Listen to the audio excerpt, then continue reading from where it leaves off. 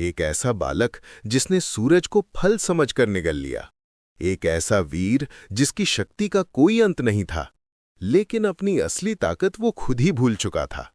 और फिर एक दिन उसकी मुलाकात हुई भगवान राम से, जिसने उसकी किस्मत ही नहीं, पूरी दुनिया की कहानी बदल दी। ये है हनुमान की कहानी, जन्म से लेकर भगवान राम से मिलन तक। एक ऐसी यात्रा जो सिर्फ शक्ति नहीं, सच्ची भक्ति सिखाती है। जब स्वयं महादेव ने समाधि तोड़कर श्री राम का नाम लिया, तो ब्रह्मांड में एक अद्भुत कंपन फैल गया। स्कंद पुराण कहता है, आत्मनम मानुषम ध्यायन हरिम भक्त समेहितः अवतीर्णो हनुग्रहार्थम भक्तनाम रघुनंदना। अर्थात जब जब धर्म की रक्षा हेतु विष्णु अवतरित होते हैं, तब शिव भी उनकी सेवा के लिए प्रकट होते हैं। यही कारण था कि शिव ने रुद्र रूप में जन्म लिया और वानर तन में प्रकट हुए पवन पुत्र हनुमान। भगवान शिव भगवती सती के साथ कैलाश पर्वत के एक श्रेष्ठ शिखर पर विराजमान थे। घने वृक्षों की छाया में उनके सिर पर भूरे रंग की जटाएं बिखरी हुई थीं। उनके हाथ में रुद्राक्ष की माला थी, गले में सर्प और सामने नंदी बैठा हुआ था। उनके सेवक वहां से थोड़ी दूरी पर विभिन्न प्रकार की क्रीड़ाएं कर रहे थे। उनके सिर पर चंद्रमा और गंगा की धारा की वजह से उनके तीसरे नेत्र की अग्नि शांत थी। उनके ललाट पर भस्म बहुत ही आकर्षक लग रहा था। अचानक राम राम कहते हुए उन्होंने अपनी समाधि तोड़ी। सती ने देखा कि भगवान शिव किसी विचित्र ढंग से उनकी ओर देख रहे हैं। वो उनके सामने आकर खड़ी हो गईं और हाथ जोड़कर बोली, स्वामी, इस समय मैं आपकी कौन सी सेवा कर सकती हूँ? क्या आप कुछ कहना चाहते हैं? भगवान शिव ने कहा, प्रिय, आज मेरे मन में एक पवित्र संकल्प जन्म ले रहा है। मैं सोच रहा हूं कि जिनका मैं निरंतर ध्यान करता हूं, जिनके नाम का जाप करके मेरा हृदय गदगद हो जाता है और जिनके वास्तविक स्वरूप का ध्यान करके मैं समाधि हो जाता हूं, वे मेरे प्रभु अब अवतार लेकर इस संसार में आ रहे हैं। सभी देवता भी उनके साथ अवतार लेकर उनकी सेवा का अवसर प्राप्त करना चाहते हैं। तो फिर मैं ही क्यों पीछे रहूं? मैं भी वहीं जाऊं और उनकी सेवा करके अपनी प्राचीन अभिलाषा पूरी करूं और अपने जीवन को सार्थक बनाऊं। भगवान शिव की बातें सुनकर सती तुरंत ये नहीं समझ पाई कि इस समय क्या उचित है और क्या अनुचित। उनके मन में दो प्रकार के विचार चल रहे थे। एक तो ये कि उनके पति की इच्छा अवश्य पूरी होनी चाहिए और दूसरा ये कि उनसे वियोग न हो। कुछ सोचकर उन्होंने कहा, प्रभु, आपका संकल्प बहुत ही उत्तम है। जैसे मैं आपके सेवा करने की इच्छा रखती हूं, वैसे ही आप भी अपने इष्टदेव की सेवा करना चाहते हैं। लेकिन वियोग के भय से मेरा हृदय विचलित हो रहा है। कृपया मुझे इतनी शक्ति दीजिए कि मैं आपके सुख में अपना सुख मान सकूं। एक बात और है भगवान, इस बार रावण का वध करने के लिए अवतार ले रहे हैं और रावण आपका बड़ा भक्त है। उसने अपने सिर तक काटकर आपको अर्पित किए हैं। ऐसी स्थिति में आप उसके वध में कैसे सहयोग दे सकते हैं? भगवान शिव मुस्कुराए और बोले, देवी, तुम बहुत भोली हो। इसमें वियोग की कोई बात ही नहीं है। मैं एक रूप में अवतार लेकर उनकी सेवा करूंगा और दूसरे रूप में तुम्हारे साथ रहूंगा। तुम्हें उनकी लीलाओं का आनंद दिखाऊंगा और समय समय पर उनके पास जाकर स्तुति और प्रार्थना करूंगा। जहां तक रावण की बात है, उसने जितनी भक्ति की है, उतनी ही उसने मेरे एक अंश की उपेक्षा भी की है। तुम जानती हो कि मैं 11 रूपों में वास करता हूं। जब उसने अपने 10 सिर काटकर मेरी पूजा की थी, तो उसने मेरे एक अंश को बिना पूजे ही छोड़ दिया था। अब मैं उसी अंश के रूप में उसके खिलाफ युद्ध करूंगा और अपने प्रभु की सेवा भी करूंगा। मैंने वायु देवता के माध्यम से अंजना के गर्भ से अवतार लेने का निश्चय किया है। अब तुम्हारे मन में कोई दुख तो नहीं है? भगवती सती ये सुनकर प्रसन्न हो गईं। जय श्री राम। देवराज इंद्र की अमरावती में एक अप्सरा थी, जिसका नाम पुंजक स्थला था। एक दिन उससे कोई अपराध हो गया, जिसके परिणाम स्वरूप उसे वानरी बनकर पृथ्वी पर जन्म लेना पड़ा। श्राप देने वाले आशी ने उसकी प्रार्थना सुनकर इतना वरदान दे दिया था कि वो जब चाहे अपना रूप बदल सकती थी। कभी वानरी तो कभी मानवी का रूप धारण कर सकती थी। वानर राज केसरी ने उसे अपनी पत्नी के रूप में स्वीकार किया। वो बेहद सुंदर थी और केसरी उससे अत्यंत प्रेम करते थे।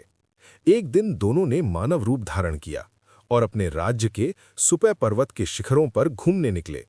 मंद मंद पवन चल रही थी। हवा के एक हल्के झोंके से अंजना की साड़ी का पल्लू उड़ गया। अंजना को ऐसा महसूस हुआ कि कोई उसे छू रहा है। वो अपने वस्त्र संभालते हुए एक ओर खड़ी हो गई।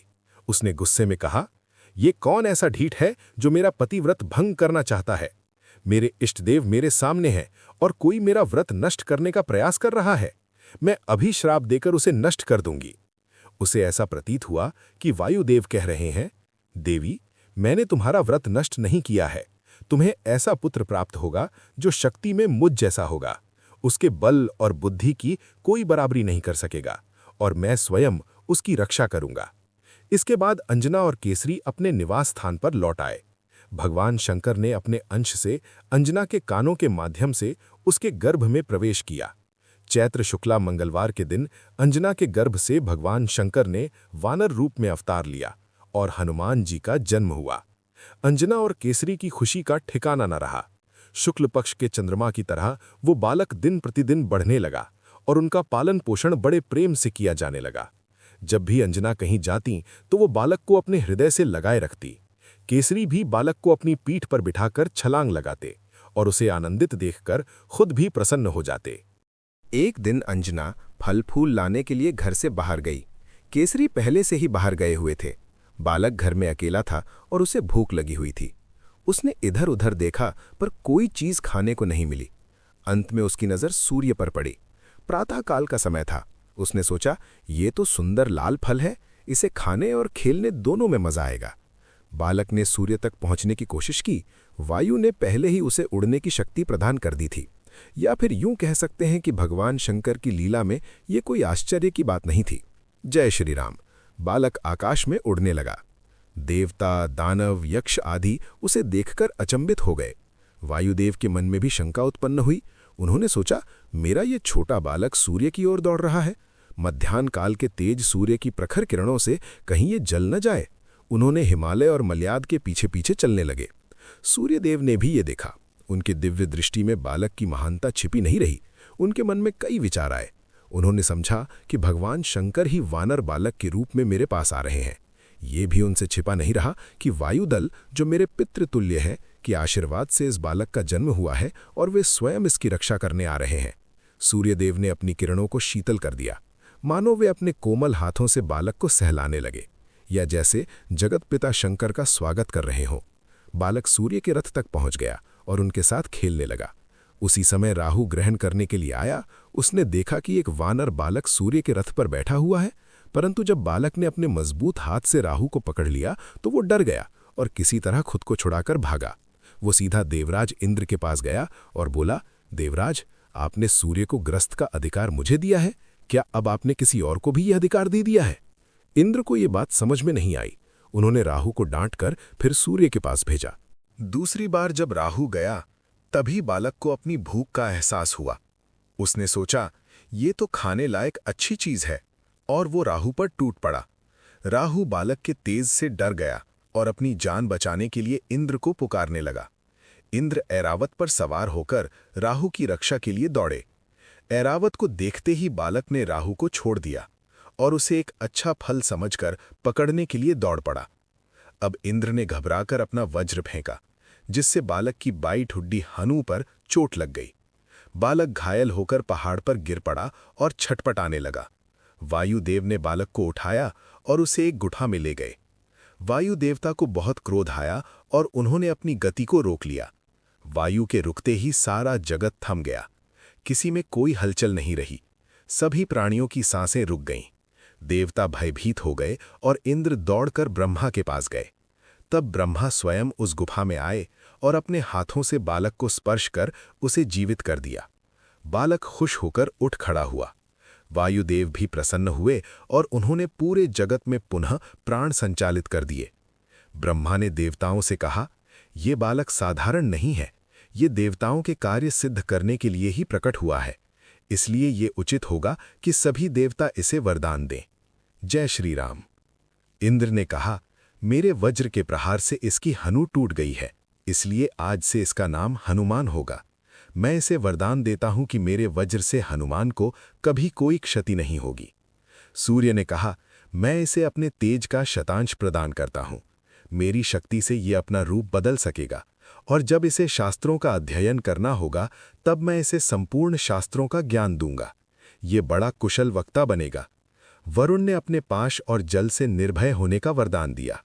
कुबेर सहित अन्य देवताओं ने भी अपनी ओर से हनुमान को निडर होने का वरदान दिया। विश्वकर्मा ने अपने बनाए हुए दिव्यास्त्र से अवध्य होने का वर दिया और ब्रह्मा ने ब्रह्म ज्ञान के साथ साथ उसे चिरायु बना दिया और उसे ब्रह्मास्त्र तथा ब्रह्म शब्द से मुक्त कर दिया। जब देवता जाने लगे तब ब्रह्मा ने वायुदेव से कहा, तुम्हारा पुत्र महान वीर होगा, इच्छा अनुसार रूप धारण कर सकेगा और इसकी गति मन के समान तीव्र होगी। इसकी शक्ति अमर रहेगी और राम रावण युद्ध में यह राम का प्रमुख सहायक बनेगा और उनका प्रिय होगा। इस प्रकार हनुमान को वरदान देकर सभी देवता अपने धाम लौट गए। अंजना और केसरी को जब ये सब सुनने को मिला तो उनकी प्रसन्नता का वर्णन शब्दों में नहीं किया जा सकता। बाल्यकाल में हनुमान जी अत्यंत नटखट थे। एक तो वानर, दूसरे छोटे बच्चे और तीसरे देवताओं से प्राप्त इतनी शक्ति। वे रुद्र का अंश थे। आर्षियों के आसन उठाकर पेड़ों पर टांग देते, उनके कमंडलू का पानी गिरा देते और उनकी लंगोटी तक फाड़ देते। कभी कभी किसी की गोद में बैठकर खेलते और अचानक उनकी दाढ़ी खींचकर भाग जाते। कोई भी उन्हें रोक नहीं सकता था। सब उनके सामने असहाय थे। समय बीतने के साथ जब हनुमान के विद्या अध्ययन का समय आया तब भी उनकी चंचलता वैसी ही बनी रही। अंजना और केसरी इससे बहुत चिंतित। उन्होंने हर संभव उपाय किया, परंतु हनुमान किसी भी तरह सही मार्ग पर नहीं आए। तब उन्होंने आर्षियों से प्रार्थना की कि कृपया आप लोग कुछ करें ताकि ये बालक सुधर सके। आर्षियों ने विचार किया और तय किया कि इसे अपने बल का बहुत अहंकार है। अगर ये अपना बल भूल जाए तो सुधार संभव है। उन्होंने हनुमान को श्राप दे दिया कि तुम अपना बल भूल जाओगे और जब कोई तुम्हें तुम्हारे बल की याद दिलाएगा तभी तुम अपने बल को पुनः स्मरण करोगे। हनुमान अपना बल भूल गए। अब जब उनका विद्या अध्ययन का समय आया, वानर राज केसरी ने उचित संस्कारों के बाद उन्हें वेदों के अध्ययन के लिए सूर्यदेव के पास भेज दिया। वहां हनुमान ने सभी वेदांग का अध्ययन किया। उन्हें पढ़ाई में कोई कठिनाई नहीं हुई क्योंकि वे स्वयं भगवान शिव के अवतार थे। फिर भी परंपरा की रक्षा के लिए उन्होंने सभी विद्याओं का अध्ययन किया।